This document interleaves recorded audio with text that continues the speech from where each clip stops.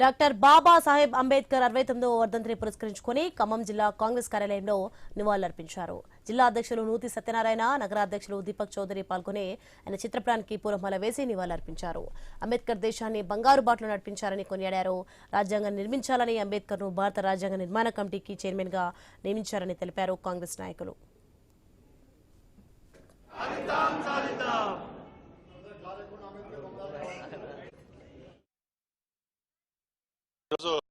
Doctor BR Ambedkar గారి వర్ధంతి సందర్భంగా మరి జిల్లా కాంగ్రెస్ కార్యాలయంలో నగర కాంగ్రెస్ కమిటీ ఆధ్వర్యం మరి అలాగే జిల్లా కాంగ్రెస్ ఆధ్వర్యంలో ఘనంగా వర్ధంతి కార్యక్రమం నిర్వహించడం జరిగింది.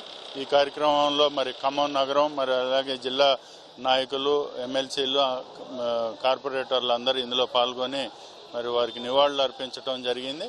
మరి బిఆర్ అంబేద్కర్ గారి వర్ధంతి సందర్భంగా మరి ఆయన సేవలను మనం ఒకసారి గుర్తు చేసుకోవాల్సిన అవసరం ఉంది. కాబట్టి పెద్ద ఎత్తున ఏఐసిసి, పిసిసి పిలుపు మేరకు మరి నగరంలోని అన్ని ముఖ్య కూడళ్లలో మరి అదేవిధంగా మండలాల్లో కూడా ఈ కార్యక్రమం చేపడుతున్నారు. భారత రాజ్యాంగ నిర్మాత అయినటువంటి డాక్టర్ బిఆర్ అంబేద్కర్ గారి 69వ వర్ధంతి సందర్భంగా ఈనాడు ఖమ్మం కాంగ్రెస్ ఆఫీసులో కార్యక్రమాన్ని ఏర్పాటు చేసుకోవడం జరిగింది.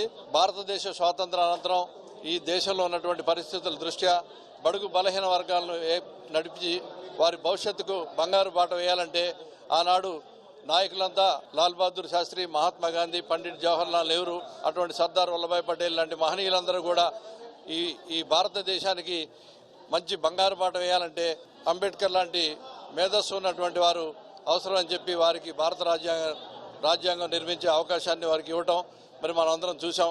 ఆనాడు అంబేద్కర్ గారు ఆ రాజ్యాంగంలో రాసినటువంటి అంశాలను ఫలితాల దృష్ట్యానే మనం అందరం కూడా ఈరోజు ఆ ఫలాలను అనుభవిస్తూ ఓటు హక్కు మొదలు పెడితే రకరకాలైనటువంటి కార్యక్రమాలు, ఫలాలు మనందరికీ కూడా అట్టడుగు వర్గాలకు కూడా అందడం